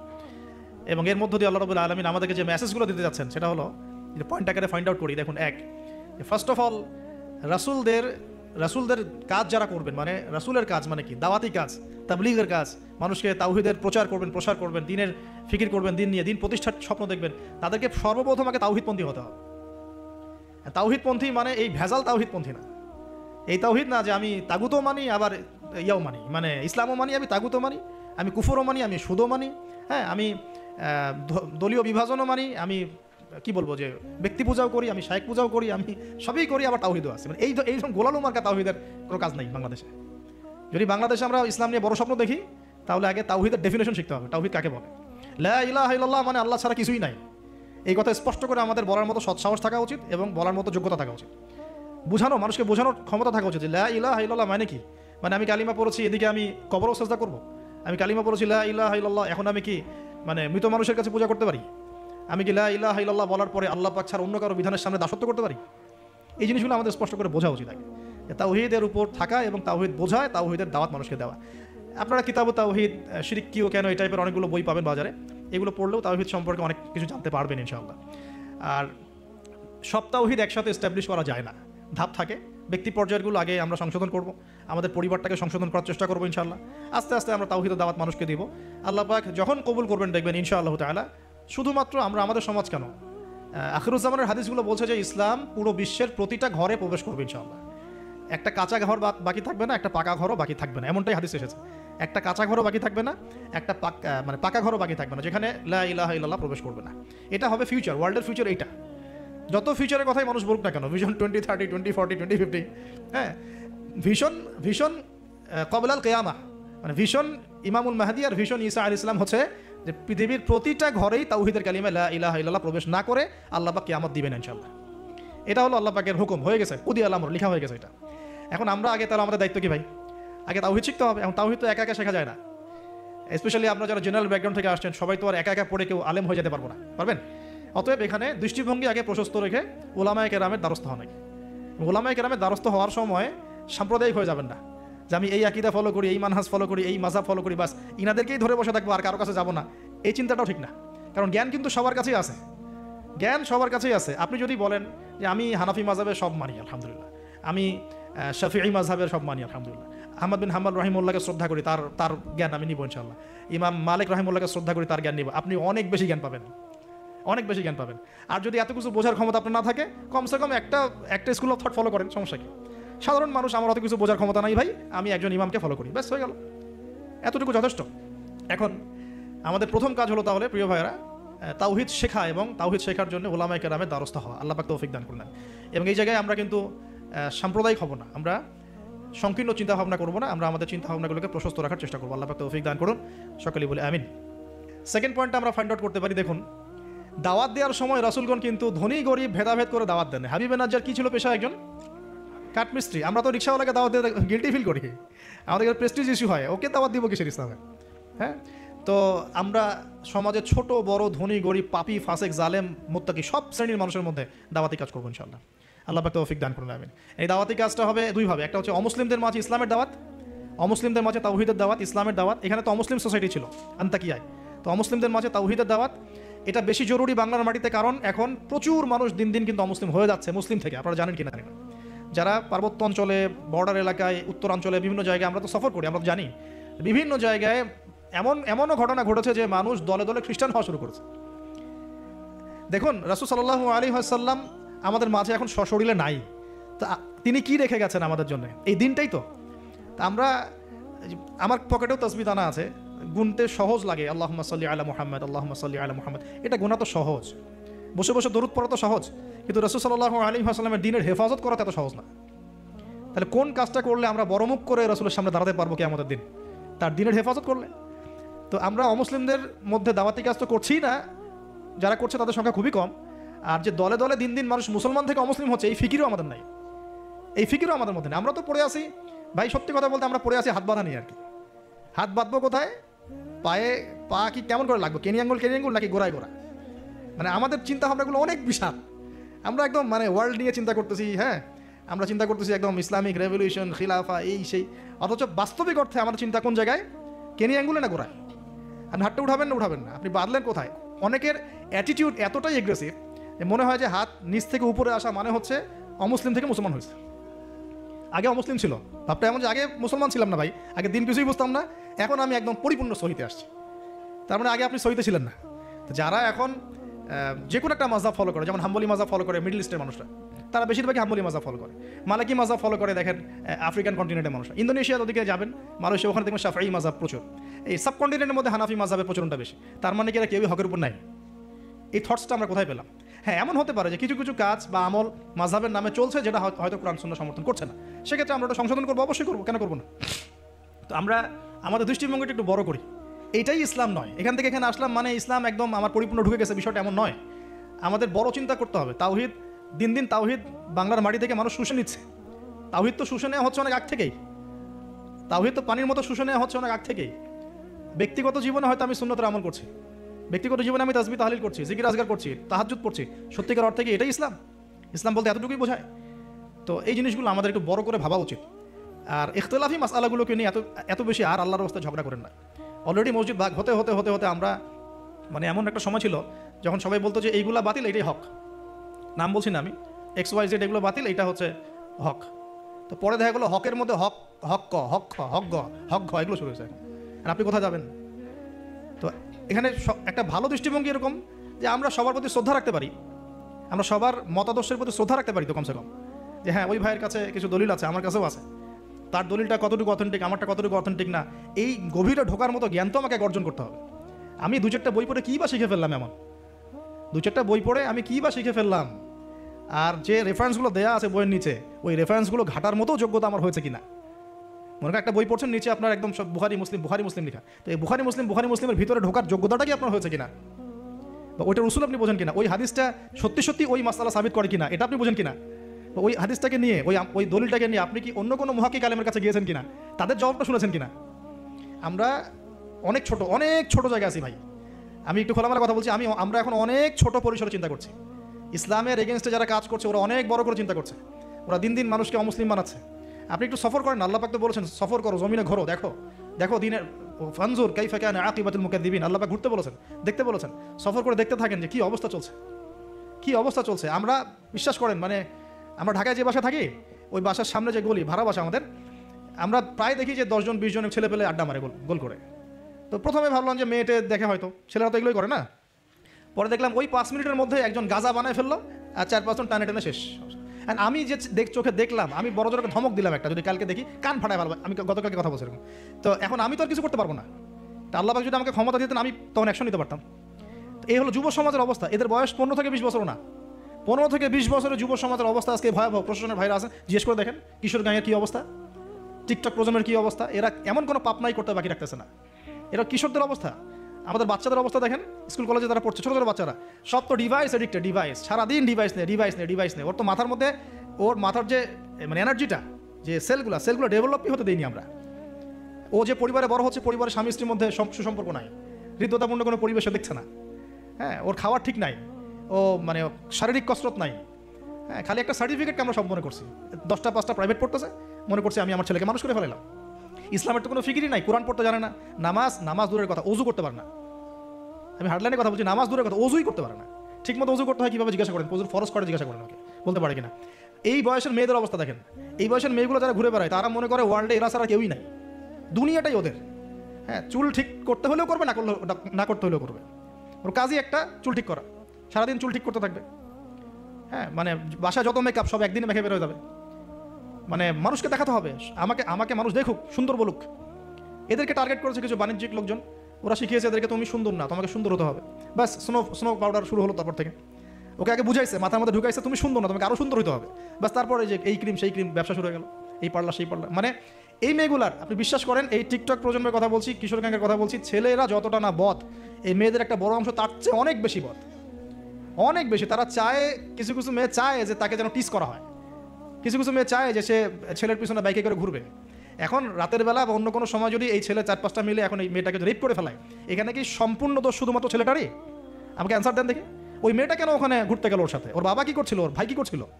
আমরা আমাদের সোসাইটির দিকে একটু দেখেন, আমরা অনেক ছোট জায়গায় চিন্তা করতেছি। এই যে আপনি হাত বাঁধা নিয়ে পড়ে আসেন না, পায়ে পা নিয়ে পড়ে আসেন, আর আপনি বলছেন আমারটা সই, ওরটা ও খারিজি হয়ে গেছে, ও ভণ্ড হয়ে গেছে, ওই হয়েছে। এগুলা খুবই কনজাস্টেড চিন্তা আপনার। আপনার চিন্তাটা অনেক ছোট লেভেলের। আপনি যখন ওয়ার্ল্ডকে চিন্তা শিখবেন, অর্থনীতি বুঝতে শিখবেন, ওয়ার্ল্ডের ফেতনাগুলো রিকগনাইজ করতে শিখবেন, আপনি নিজেকে লজ্জা পাবেন যে আমি কী বলে আসছিলাম এতদিন। আর আমরা তো জানি, আমরা ওই লাইন কিন্তু ঘেটে আসছি। আপনি কোন জায়গায় চিন্তা করছেন, কোন জায়গায় আপনার চিন্তা থেমে যাবে, ওটা আমি জানি। ওর পর থেকে আমি আপনাকে চিন্তা করতে বলতে পারবো। ঠিক আছে, অনেক দ্বীপে আছে। পুরো ওয়ার্ল্ড নিয়ে ভাবেন, দেখেন আমাদের সোসাইটিগুলোর দিকে তাকান, আমাদের ইয়াং জেনারেশনকে দেখেন, আমাদের শিক্ষার দিকে দেখেন না একটু। আমাদের এই যে যুব সমাজ সামনে বসে আছে, জিজ্ঞাসা করেন যে এই 15-20 বছর তারা পড়াশোনা করেছে, তারা কতটুকু কোরআন শিখেছে, কতটুকু হাদিস শিখেছে। আমাদের এখানে অনেক সিনিয়র ভাই আছেন, আমাদের পিছনে অনেক বরেণ্য ব্যক্তিরা আছেন, তারা এখন আফসোস করেন যে আমাদের বয়স 40 হয়ে গেছে, কোরআন শিখতে পারি নাই, 40টা হাদিস তো পড়তে পারি না, হুজুর এটা কি হবে, এটা কি হবে। এটা আপনি জিজ্ঞাসা করা মানেই তো এটা লজ্জাজনক, যে আমি তাহলে কি করলাম সারা জীবনে। তাহলে শিক্ষা ব্যবস্থার মধ্যে কোথায় সংস্কার দরকার আমাদেরকে ভাবতে হবে, বা আমাদের যারা কর্তৃপক্ষ আছেন তাদেরকে বোঝাতে হবে জিনিসগুলো। অর্থনীতি নিয়ে কি বলবো, এটা নিয়ে বলার তো কিছুই নাই, সব জায়গায় সুদ আর সুদ। অনেক দিন আগে যে বলেছি ক্যাশলেস সোসাইটির কথা, এই ক্যাশলেস সোসাইটি এখন বাস্তব। আপনি চায়নায় যান, আপনি কোনো ক্যাশ পাবেন না চায়নায়। চায়নাতে কোনো ক্যাশই নাই, আপনাকে সব ডিজিটাল মানিতে লেনদেন এক্সচেঞ্জ করতে হবে। পুরো ক্যাশলেস সোসাইটি একটা, এবং এর চার্জের ফলে মিনিটেই মানুষ কোটিপতি হয়ে যাচ্ছে। মিনিটের মধ্যে মানুষ কোটিপতি, জাস্ট চার্জ কাটতে কাটতে কাটতে কাটতে কোটিপতি হয়ে গেছে। ইলেকট্রনিক মানি তো আসছেই, যখন ক্রিপ্টোকারেন্সির যুগ চলে আসবে তখন দেখবেন যে কী অবস্থাটা হয়। তা আমাদের ইকোনমিক সেকশনের এই মানে কি বলবো, যে আধুনিকায়নই বলেন অথবা আধুনিকায়নের শুরুতে সমস্যাগুলো, এগুলো ফাইন্ড আউট করার মতো আলেম ওলামারও ঘাটতি আছে। যখন সমাজে ক্লাসিক্যাল ট্র্যাকের বাইরে কেউ কথা বলে তখন হাসে, হ্যাঁ হাসে যে কী বলতেছে এগুলা, গোল্ড কয়েন, দিনার দিরহাম, এগুলো আবার কী বলে। অথচ দিনার দিরহামের কথা রাসূল সাল্লাল্লাহু আলাইহি ওয়াসাল্লামের সময় থেকে আসে। কতদিন বোঝানোর চেষ্টা করলাম, হ্যাঁ কতদিন যে বোঝানোর চেষ্টা করলাম যে ভাই 10 লাখ টাকা বাসায় রেখে দেন, দেখেন টাকার মান কমে না বাড়ে। আর যদি 10 লাখ টাকার সমপরিমাণ জমি থাকে আপনার, এটার মান বাড়বে না কমবে। এতটুকু বুঝতে পারতেছি না যে এগুলো সাস্টেইনেবল কোনো অ্যাসেট না। কারেন্সি ছিল গোল্ড দিনার এবং সিলভার দিরহাম, এখন সেটা নাই ভালো কথা, কিন্তু আমাদেরকে তো বুঝতে হবে যে আমাদের ফিউচার কী। ইউসুফ আলাইহিস সালামের ফিউচার, ইউসুফ আলাইহিস সালাম যেভাবে তার জাতিকে 7 বছরের একটা মানে গোল নিয়ে সামনে গিয়েছিলেন যে আমরা মূল্যবান সম্পদগুলো করি, মানে সংরক্ষণ করি, যখন দুর্ভিক্ষ সময় আসবে তখন আমরা বাঁচতে পারবো। মিশরের লক্ষ লক্ষ মানুষ বেঁচে গেছে, তা আমাদের সে ফিকির কোথায়। তো আমি একটা পয়েন্ট থেকে এতদূর চলে আসি যে আমরা অনেক ক্ষুদ্র জায়গায় চিন্তা করছি।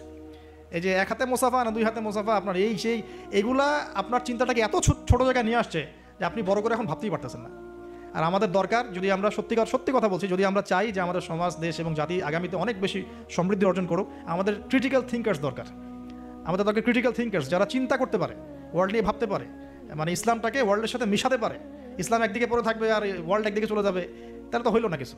দেখেন ওই সময় লাত উজ্জা মানাত শিরক এগুলো বলতেন, লাত উজ্জা মানাতের মূর্তি পূজা শিরক এগুলো বলতেন সাহাবীরা। এই যুগে যদি আবু বকর ওমর রাদিয়াল্লাহু আনহু আসতেন, তারা কি ওই কথাই বলতেন? এই যুগের শিরকগুলোকে ফাইন্ড আউট করতেন? বলেন তো দেখি। নিঃসন্দেহে তারা এই যুগের সাথে আপডেটেড থাকতেন। তা আমাদেরকে এই যুগের সাথে আপডেটেড থাকতে হবে। তো আল্লাহ পাক আমাদেরকে তৌফিক দান করুন, আমিন। তো যেটা বলছিলাম যে আমার শ্রদ্ধেয় দিনী ভাইরা, প্রথমে আমরা তাওহীদটা শিখবো ইনশাআল্লাহ, তাওহীদের চর্চা করব। নিজের পরিবারটাকে আগে আপনি তাওহীদপন্থী বানান, আপনাকে সমাজ নিয়ে আগে ভাবতে হবে না, আগে আপনি আপনার পরিবারটাকে তাওহীদপন্থী বানিয়ে ফেলেন। আল্লাহ পাক তৌফিক দান করুন। আপনার সন্তানদেরকে তাওহীদ শেখান, আপনার স্ত্রী, আপনার সন্তান, আপনার মেয়ে, আপনার আত্মীয় স্বজন, এদের মাঝে আপনি আগে দাওয়াতি কাজটা করার চেষ্টা করেন। আল্লাহ পাক তৌফিক এনায়েত করুন। এবং এটা একা একা শেখা যাবে না, আমি বলছি যে দিনই ইলম অর্জন করবো অবশ্যই মুহাক্কিক আলেম খুঁজবো। আমি কোনো আলেমের নাম বলে দিব, কারণ আমি একটা নাম বললেই অপোজিশন আছে, বলবে যে না ওনাকে তো আমি মানি না। আমি যদি বলি যে আমি আল্লামা তাকি উসমানকে খুব ফলো করি, ভালোবাসি, পছন্দ করি, তারও তো হেটার্স আছে না? তো বলবো যে আপনি ফলো করেন, আমি করি না, আপনি মানেন, আমি মানি না। তো এই জন্য আমি কোনো নাম বলতে চাচ্ছি না। আপনি আপনার বুঝ অনুযায়ী, আপনার কাছে সারা ওয়ার্ল্ড ঘেটে যে মনে হয় যে না এই আলেম হকের উপর আছেন, তার কথাগুলো ভালো, তার ইলমি গভীরতা ভালো, তিনি সাম্প্রদায়িক না, বা ইত্যাদি, তিনি হকের উপর আছেন, হক বলতে দ্বিধা করছেন না, হক বাতিলের সাথে মিক্স করছেন না, মানে আপনি বুঝেন। আপনাকে তো আল্লাহ পাক মেধা দিয়েছেন, আল্লাহ পাক তো আপনাকে বিবেক দিয়েছেন, আপনি বোঝার চেষ্টা করেন। তবে আমি রিকোয়েস্ট করবো একটা জিনিস এখানে, যে আপনি আলেমদেরকে দলে দলে ভাগ করে দিয়েন না, এবং আলেমদের মধ্যে সাম্প্রদায়িকতা সৃষ্টি করেন না, আলেমদের মধ্যে শত্রুতা বাড়ায় দিয়েন না। আপনি মৌমাছির মতো হন, এটা আমার নসিহত, আপনি মানবেন কি মানবেন না আপনার বিষয়। আমি এটা ফলো করার চেষ্টা করি, যে আমি নিজেকে একজন মৌমাছি মনে করি। আমাকে যদি বলেন যে এই যে রিক্সাওয়ালা রিক্সা আমাকে নামিয়ে দিল বাসায়, তার কাছেও আমার শেখার কিছু আছে। আপনি যদি মৌমাছি হন, আপনি এখান থেকে শিখতে পারবেন, অবশ্যই শিখতে পারবেন। এরকম অনেক শেখা আমরা শিখেছি। এখানে হাবিবে নাজ্জার ইতিহাসে জাজল্যমান হয়ে থাকলো, কিন্তু ওই রাজার নাম ইতিহাসে আসে নাই। একজন কাঠমিস্ত্রির নাম ইতিহাসে জাজল্যমান হয়ে থাকলো। হাবিবে নাজ্জারকে আল্লাহ পাক বললেন যে উদখুলুল জান্নাহ, জান্নাতে ঢোকো। সে বলছে ইয়া লাইতা কওমি ইয়ালামুন, হায় আমার কওম যদি জানতো জান্নাত কত সুন্দর জায়গা। অতএব প্রিয় ভাইরা, মৌমাছি হয়ে যান, যেখানে হক পাবেন, ভালো ভালো দিনী ইলম পাবেন, আপনি সেটা নেওয়ার চেষ্টা করেন। পরে আস্তে আস্তে যখন আপনার ম্যাচুরিটি বাড়তে থাকবে, আপনি বুঝবেন যে আসলে কোনটা হকের সবচেয়ে বেশি কাছাকাছি। আপনি ধরেন মেডিকেল সায়েন্সে পড়েছেন, ইঞ্জিনিয়ারিং পড়েছেন, এখন আপনি বোঝেন না যে ক্লাস 8, 9, 10-এ কোন জায়গায় গ্যাপ ছিল। বুঝতে পারি না আমরা? এভাবে আস্তে আস্তে গ্র্যাজুয়ালি আপনি যেতে থাকেন, এক পর্যায়ে আল্লাহ আপনাকে সেই এলেম, প্রজ্ঞা, হিকমা দিবে, আপনি চূড়ান্ত লেভেলে বুঝতে পারবেন যে হ্যাঁ এইটা ঠিক আছে, এখানে থাকলে কোনো সমস্যা নেই অ্যাটলিস্ট। আর বাংলাদেশে যত হকপন্থী ওলামায়ে কেরাম আছেন, হোক সালাফি ঘরানার বা হানাফি ঘরানার বা ইত্যাদি, হক সবার মধ্যেই আছে, সবার মধ্যেই আছে। তবে কিছু কিছু ব্যক্তি আছে, উভয় ঘরানারই কথা বলছি, কিছু কিছু ব্যক্তি যারা আমানতের সাথে খেয়ানত করছেন।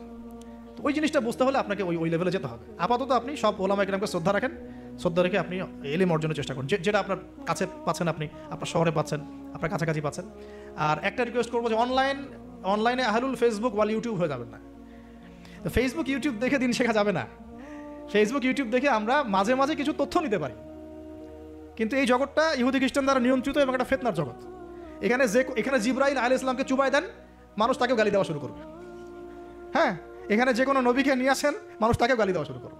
এটা যে এত জঘন্য একটা জায়গা, এখানে কাউকে আর ভালো মানুষ রাখে নাই কেউ।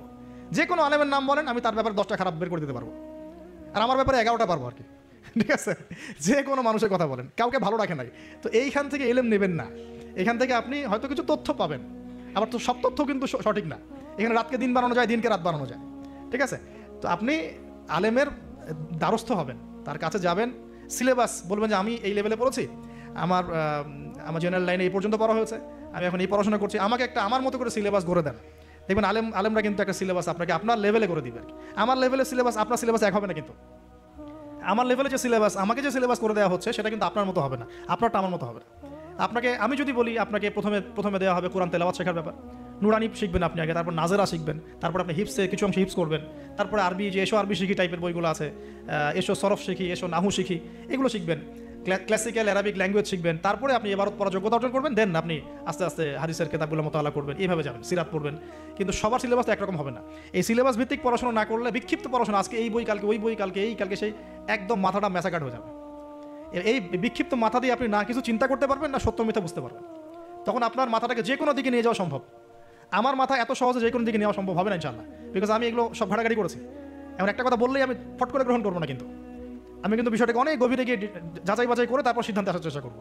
কিন্তু যারা বিক্ষিপ্ত মানসিকতা, যে কোনো দিকে নেবেন, বাতাস ওই দিকে দৌড়ানো শুরু করবে আর কি। এবং বাংলাদেশে যে চরমপন্থার যে একটা ব্যাপার আছে না, চরমপন্থী একটা আকীদার ব্যাপার আছে, এইটা এই বিক্ষিপ্ত মানসিকতারই ফলশ্রুতিতে হয়েছে। তারা যদি কনস্ট্রাকটিভ সিলেবাসে পড়াশোনা করতো না, তাদের মানসিকতা এমন হতো না, কিন্তু উগ্র হতো না। তারা বুঝতো, সমাজ বুঝতো, রাষ্ট্র বুঝতো, বিশ্ব বুঝতো, ওইভাবে তারা ইসলামকে নিয়ে যাওয়ার চেষ্টা করতো। আল্লাহ পাক আমরা সবাইকে বুঝগুলো অর্জন করতে তৌফিক দান করুন। আমি আসলে অল্প সময়ে অনেক বেশি কথা বলতে চাই, হয়তো একটু এলোমেলো করে ফেলছি। তো তাওহীদের চর্চা, পরিবার, সমাজ, আস্তে আস্তে আত্মীয়দের মধ্যে, এবং দ্বীনি ইলম অর্জন, ওলামায়ে কেরামের সোহবত, এই কথাগুলো বেসিক কথা। এর পাশাপাশি আমরা বলবো যে দেখুন, এই প্রত্যেক যুগে যুগে আন্তাকিয়াবাসীর যে অবস্থা ছিল, প্রত্যেক যুগে যুগেও কিন্তু তাওহীদ আর শিরকের কনফ্লিক্ট এমনই ছিল। আপনি আবু জাহেলের যুগ বলেন, আবু লাহাবের যুগ বলেন, ওতবা সাহেবার যুগ বলেন, ফেরাউন নমরুদের যুগ বলেন, সেম হিস্ট্রি। এখন আমাদের ওয়ার্ল্ড অ্যাফেয়ার্সও সেম, আমাদের ওয়ার্ল্ডেও এইভাবেই চলছে। এখানে শিরক আছে, এখানে কুফর আছে, আমাদের ওয়ার্ল্ডে সুদ আছে, আমাদের ওয়ার্ল্ডে জিনা আছে, আমাদের ওয়ার্ল্ডে পর্নোগ্রাফি আছে। যত পাপ আছে পৃথিবীতে, এই সমস্ত পাপের গ্লোবালাইজেশন হয়েছে এই ওয়ার্ল্ডে। আমরা একটা ভয়ঙ্কর বিশ্বে বাস করি। আমাদের মতো ভয়ঙ্কর বিশ্বে মনে হয় যে ওই আবু জাহেলরাও থাকে না। বিশ্বাস করেন না এটা? আবু জাহেলের যুগে শিরক ছিল, এটা গ্লোবালাইজেশন ছিল না। আবু জাহেলের যুগে রিবা ছিল, কিন্তু ওটার গ্লোবালাইজেশন ছিল না, এত র্যাপিডলি মানে ফিতনা ছড়িয়ে পড়তো না। আমরা সবচেয়ে ফিতনাময় পরিবেশে বসবাস করছি। সামনে আরও ফিতনা আসবে, তারপর হয়তো আল্লাহ পাক কোনো একটা কিছু আনবেন ইনশাআল্লাহ তাআলা, কারণ রাতের পরে দিন আসবে, এটাই স্বাভাবিক। তো এখন এই ফিতনাগুলো পরিবেশে আমাদের কীভাবে আমরা চলবো? তাহলে ফার্স্ট অফ অল আমাদের ইলম অর্জন এক নম্বর। তারপরে আমি বলবো যে আমাদের ইলম অনুযায়ী বেশি বেশি আমল দরকার, অনেক বেশি আমল দরকার, এবং অনেক বেশি আলেমদের সাথে সোহবত দরকার। এই সোহবতে আমাকে দিন শেখাবে, আমল উৎসাহিত করবে। একা একা না থাকা, কিছু দিনই ভাই মিলে অ্যাটলিস্ট একটা অ্যাসোসিয়েশন বা ফাউন্ডেশন বা কিছু একটা সোশ্যাল কোনো ওয়ার্ক, মানে এরকম কিছু নন পলিটিক্যাল, নন প্রফিটেবল, এগুলোর মধ্যে থাকা, তাহলে আপনি মানে একে অপরের সাথে মোজাকারা করে চলতে পারবেন। বা এগুলো করতে না পারলেও যে কোনো একটা বৃহত্তর জামা, যেমন যেটা ক্লাসিক্যাল ট্রেন্ড আছে, কেউ কওমির মধ্যে আছেন, কেউ তাবলিগে আছেন, কেউ সালাফিজমে আছেন, মানে একটা ঘরানা ফলো করে চলা, তাহলে আপনার কিছু দিনী ভাইয়ের সাথে আপনি মানে মিলেমিশে থাকতে পারবেন, আপনাকে ইসলাম সংশোধন করতে পারবে একজন আরেকজনের। আর এখানে বিভক্তি না বাড়ানো, ঐক্যবদ্ধ থাকতে গিয়ে আবার বিভক্ত বানায় দল ক্রিয়েট না করে ফেলা। মনে করেন আমরা একটা ফাউন্ডেশন করলাম, এই ফাউন্ডেশনটাকে একটা দল মনে করা, যে আমি আমারটাই সত্য মিথ্যা চূড়ান্ত মানদণ্ড, এরকম মনে না করা, বরং আপনাকে সবার সাথে মিউচুয়াল করে চলার চেষ্টা করতে হবে। মানে হকপন্থীদের কথা বলছি, হকপন্থীদের সাথে মিউচুয়াল করে চলার চেষ্টা করতে হবে। তো না হলে ওইটা আবার আরেকটা ফেরকা হয়ে যাবে আর কি। আপনি হক প্রতিষ্ঠা করতে গিয়ে নতুন একটা ফেরকা জন্ম দিয়ে ফেলেন না, যেটা হয়েছে বাংলাদেশে হক প্রতিষ্ঠা করতে গিয়ে মানুষ বহু ফেরকার জন্ম দিয়ে ফেলছে আর কি। এমন যে বললাম না, হক ক, হক খ, হক গ, হক ঘ, কেউ কারোর সাথে কারো আবার মিল নাই। কয়ের আমির একজন, ক্ষয়ের আমির একজন, গয়ের একজন, ঘয়ের একজন। তো এইরকম হজবরল একটা হসপস অবস্থা হলে তো সমস্যা। তো একসাথে থাকবো। শোনেন, এই কথাটা খুব ভালো করে শোনেন, আব্দুল মালিক সাহেবের বই থেকে কথাটা বলছি। আমি অনেক শ্রদ্ধা করি। মতানৈক্য থাকবে, তার উপর ঐক্য হবে। মতানৈক্য আছে, ওই ভাই আমার ধরেন যে বাবরি চুল পছন্দ করে, আমি করি না। ওই ভাই মনে করেন যে কি বলবো, রফিল এদান করে, আমি করি না। ওই ভাই মনে করেন যে কি বলবো, যে হ্যাঁ জোরে আমিন বলে, আমি আসতে বলি। মতানৈক্য তার সাথে আমার আছে, কিন্তু তারপরেও আমাকে একসাথে থাকতে হবে। এরকম অবস্থায় না আসতে পারলে আপনি বাংলাদেশ কেন, সারা ওয়ার্ল্ড অ্যাফেয়ার্স চিন্তা করে মুসলিমদের ঐক্যবদ্ধ কোনো প্ল্যাটফর্ম বা কোনো রকম রেভলিউশন এটা আসলে সম্ভব হবে না। বরং এই সুযোগগুলো কাজে লাগায় অমুসলিম যারা আছে, ইসলামের শত্রু যারা আছে, এরা আপনাকে আরও ডিভাইড অ্যান্ড রুল নিতে থাকবে। End of the day you will destroy it, you will destroy yourself, আপনি নিজেকে ধ্বংস করে ফেলাবেন আর কি। আর এরপরে আমাদের এখনকার করণীয় হচ্ছে ফিতনাগুলো রিকগনাইজ করা আগে, ফিতনাগুলো চিহ্নিত করতে শেখা যায়, কোন কোন জায়গায় কোন কোন ফিতনা আছে, তারপরে সেখান থেকে বাঁচার পদ্ধতিগুলো গ্রহণ করা। আর একটা কথা বারবার জোর দিয়ে বলছি, আমি ইলম অর্জনের কোনো বিকল্প নাই, প্রচুর পড়াশোনা করতে হবে। আল্লাহ পাক আমাদের সবাইকে প্রচুর পড়াশোনা করার তৌফিক দান করুন। মনে করেন এখন থেকে নিয়াত করেন যে ইনশাআল্লাহ আগামী 10 বছর আমরা ডানে বামে এত না দেখে পড়াশোনাই করতে থাকবো ইনশাআল্লাহ। খালি পড়াশোনা করতে থাকেন। আপনাকে এখন রাষ্ট্রের দায়িত্ব নেওয়ার দরকার নেই আপনার। আপনি পড়াশোনা করেন, দিনই ইলম অর্জন করেন, প্রচুর পড়াশোনা করেন, করে আপনি ডিনামাইট হন ভিতর থেকে, ঠিক আছে? ইনশাআল্লাহ আপনার আমার যদি যোগ্যতা থাকে, আল্লাহ যদি আমাদের মধ্যে কবুল মানে ইসলাহ দেখেন, সংশোধন দেখেন, মানে খালেস নিয়াত দেখেন, হ্যাঁ খুলুসিয়াত দেখেন, আল্লাহ পাক চাইলে আপনাকে অন্ধকার থেকে তুলে রাষ্ট্রের নেতা বানাইতে পারেন না? ওই যে জেলখানার কূপ থেকে তুলে ইউসুফ আলাইহিস সালামকে রাষ্ট্রের দায়িত্ব দেওয়া হয় নাই? এই দায়িত্ব কে দিয়েছে? আল্লাহ পাক দিয়েছে। তো এটার যোগ্যতা, পড়াশোনা করুন, প্রচুর ইলম অর্জন করার চেষ্টা করি, আল্লাহ পাক তৌফিক এনায়েত করুন, আমিন। এর সাথে আমলটা বাড়াই, উলামায়ে কেরামের সোহবত এবং তাজকিয়া মানে আত্মশুদ্ধি। ডেইলি আমরা যে কাজগুলো করি এর মধ্যে দোয়া থাকবে, জিকির থাকবে, হ্যাঁ তাসবিহ তাহলিল থাকবে, কোরআন তেলাওয়াত থাকবে। কোরআন তেলাওয়াত মিস দিয়ে না, প্রত্যেকদিন কমপক্ষে 1 ঘন্টা কোরআন তেলাওয়াত করেন, বা 1 ঘন্টা না পড়ে 1 পারা কোরআন তেলাওয়াত করেন। 1 পারা টার্গেট নেন যে আমি পার ডে 1 পারা করে কোরআন তেলাওয়াত করব। এবং আমার ওস্তাদ আমাকে নসিহত করেন, ওনার নাম হাবিবুর রহমান, উনি বলছেন যে তিনটা কাজ কোনোদিন ছাড়বা না, কোনোদিনও ছাড়বা না। এক হচ্ছে প্রতিদিন কোরআন নর্মাল তো তেলাওয়াত করোই, একটা পৃষ্ঠা হলেও অর্থসহ পড়বে, একটা পৃষ্ঠা হলেও অর্থসহ। এই যে 5টা আয়াতের উপর আমরা কিন্তু আজকে আলোচনা করলাম, 4টা-5টা আয়াতের উপরে অর্থসহ পড়বে। 2 নাম্বার হচ্ছে রাসূল সাল্লাল্লাহু আলাইহি ওয়াসাল্লামের হাদিস 4টা-5টা করে প্রতিদিন পড়ার চেষ্টা করো, একটা বিশুদ্ধ বই থেকে। আর রাসূলের সিরাত, জীবনী 2-3টা পৃষ্ঠা হলেও পড়ার চেষ্টা করো প্রতিদিন। এই কাজগুলো করলে হয় কি, ঈমান তাজা হয়। আপনি ওযুর ফজিলত জানেন, অনেকদিন আগে পড়েছেন, এখন ওযু করতে গেলে সেই ফিলটা আপনি পাবেন না। এটা আপনি এখনই ওযুর ফজিলতটা আরেকবার পড়ে যান, দেখেন আপনি ওযু করতে গেলে একটা ফিল পাবেন যে এটা আমার গুনাহ মাফ হচ্ছে। এটা হচ্ছে ইলম অর্জনের ফলে আমাদের কিন্তু ঈমানটা রিচার্জ হয়। তো আমলটা বাড়াই, ডেইলি এই আমলগুলো চালু করি, জিকির আজগার, তাসবিহ তাহলিল। পারিবারিক তালিম করতে পারলে খুব বেশি ভালো হয়। হ্যাঁ, পরিবারে দাওয়াত দিব, পরিবার আমরা এগ্রেসিভ হব না, পরিবার অলওয়েজ দাওয়াত দিবেন। পরিবারবর্গ ইসলাম মানে দাওয়াতের পথে আসলো কি না, হ্যাঁ আপনার সংশোধনের পথে আসলো কি না, এটা নিয়ে এত বেশি ওভার ব্লাস্টেড হওয়ার দরকার নাই। আমার দায়িত্ব দাওয়াত দেওয়া, বোঝানোর ভাই বুঝিয়েছি, দোয়া করি আল্লাহর কাছে, আল্লাহ যেন সবাইকে হেদায়েত দেন, ব্যাস দ্যাটস অল, আপনার কাজ হয়ে গেছে। এরপরে আমরা আমাদের সামর্থ্য অনুযায়ী দাওয়াতি কাজ অব্যাহত রাখবো। হয়তো উলামায়ে কেরামের সোহবতে বা যেভাবে করছেন আলহামদুলিল্লাহ, প্রতিষ্ঠিত কোনো জামায়াতের মধ্য দিয়ে অথবা ক্লাসিক্যাল ইসলামিক ট্রেন্ডে যেভাবে কাজ করছেন আলহামদুলিল্লাহ, এই কাজগুলোকে সমন্বয় করাটাই চ্যালেঞ্জ। বাংলাদেশে প্রচুর কাজ হয় ইসলামের, আল্লাহ পাক কাকে যে কবুল করবেন আমি খুব মনে মনে দোয়া করি আল্লাহ পাক যেন একজন যোগ্য মানুষকে কবুল করেন, যিনি এই দিন ইসলামের যে কাজগুলো দেশে চলছে এগুলোকে যেন ইউনাইটেড করতে পারে আর কি। এইটা চ্যালেঞ্জ আর কি। কাজ যে হচ্ছে না তা না, কাজ প্রচুর হয়, দিনই কাজ প্রচুর। আমাদের মসজিদের অভাব নাই, মাদ্রাসার অভাব নাই, মক্তবের অভাব নাই, কিন্তু বিশ্বাস করেন যে ওই যে ইসলামের ইকামাত, ওই ইকামাতের ছিটা ফোটাও নাই আমাদের মধ্যে। অতএব এটাকে আমাদের মধ্যে আল্লাহ পাক যেন যোগ্য ওমরের মতো কোনো মানুষকে দিয়ে কবুল করে নেয়, আমিন। আল্লাহ পাক আমাদেরকে এই যুগের আবু বকর, ওমর, ওসমান, আলী হওয়ার তৌফিক দান করে নেয়, আমিন। তো শেষ কথা হলো যে এই জিনিসগুলো আমরা পরিবারে এস্টাবলিশ করার চেষ্টা করি, হালাল খাই, রিজিকের মধ্যে আমরা একটু হালালত্বের চেষ্টা করি, হারাম থেকে বাঁচার চেষ্টা করি, মেয়েদের থেকে সতর্কতা অবলম্বন, মেয়েদের থেকে সতর্ক থাকেন। আপনার রিজিকের সামর্থ্য হয়ে গেছে, আপনি বিয়ে করে ফেলেন, কিন্তু কোনো রকমের হারাম কোনো সম্পর্কের দিকে যাবেন না। খুবই খারাপ জিনিসটা, যার মধ্যে জিনা ঢুকে যাবে সে কখনো আল্লাহর মারিফত অর্জন করতে পারবে না। যার মধ্যে জিনা ঢুকে গেছে এর মনটা পবিত্র হতে পারবে না, তো মনের মধ্যে শয়তানি কিলবিল করবে, মনটা পবিত্র হতে পারবে না। পর্ন দেখার অভ্যাস থাকলে বাদ দেই, মেয়েদের দিকে তাকালে চোখ নিচু করার অভ্যাস করার চেষ্টা করি। আমি তো আপনাদের শহর ঘুরে ঘুরে আসলাম একটু আগে, এখানে তো চোখের হেফাজত করাটা ঢাকার মতোই কঠিন, ঢাকার মতোই কঠিন। তো এখানে আপনাদেরকে আরও বেশি ইমানের পরিচয় দিতে হবে। আমাদের সবাইকে আল্লাহ পাক তৌফিক দান করুন, আমি চক্ষু নিচু করা, পারলে বিয়ে শাদী করে ফেলা এবং পর্ন থেকে দূরে থাকা। হয়তো আমরা ইউটিউব ফেসবুকে অনেক মুভিজ দেখি, এটা দেখি, ক্লিপ দেখি, এগুলো বন্ধ করতে হবে। যদি আমরা সত্যিকার অর্থেই চাই যে ইসলাম নিয়ে কিছু করতে, এ যুগের আবু বকর ওমররা যেভাবে চিন্তা করতেন ওইভাবে চিন্তা করতে হবে। আল্লাহ পাক আমাদের সবাইকে কবুল করুন, আমিন। আর আমাদের সন্তানদের ব্যাপারে আমরা ফিকির করব, তাদেরকে আমরা কোথায় পড়াবো, কীভাবে মানুষ করব, এই বিষয়গুলো ফিকির করব। একটা ফিকির আমি ঢুকাই দিচ্ছি আজকে, এই ফিকিরটা নিয়ে এত হার্ডলি কখনো বলি নাই। এখন বলছি সেটা হলো ফিজিক্যালি ফিট থাকার চেষ্টা করুন। ফিজিক্যালি ফিট থাকাটা অনেক বেশি ইম্পর্টেন্ট, যেটা আমি নিজে এখন সাফার করতেছি।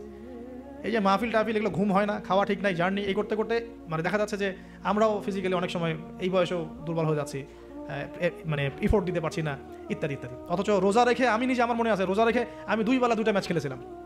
কি টার্গেট ছিল, তামিম ইকবাল হব, এই একটা অবস্থা। হ্যাঁ, এবং আলহামদুলিল্লাহ অল্প সময় অনেক দূর গিয়েছি, আল্লাহ পাক ওই হিস্ট্রিটা মিটিয়ে দিয়েছেন, আমি শুকরিয়া আদায় করি আল্লাহর কাছে। কিন্তু এখন কিন্তু আপনি সেটা আমি পারছি না। আমি এখন আমাদের বাসায় যে রানিং মেশিনগুলো আছে এগুলোতে দেখা যায় 20-30 মিনিট দৌড়ালে আমি হাঁপায় যাচ্ছি।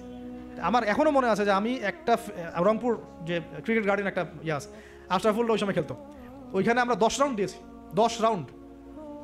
তো এই ফিজিক্যাল ফিটনেসের ব্যাপারটা খুব গুরুত্ব দিচ্ছে এই কারণে, কারণ আমরা যদি ইসলাম পালন করতে চাই, আল্লাহর ইবাদত করতে চাই, দিনের জন্য কিছু করতে চাই, ফিজিক্যালি ফিট থাকতে হবে।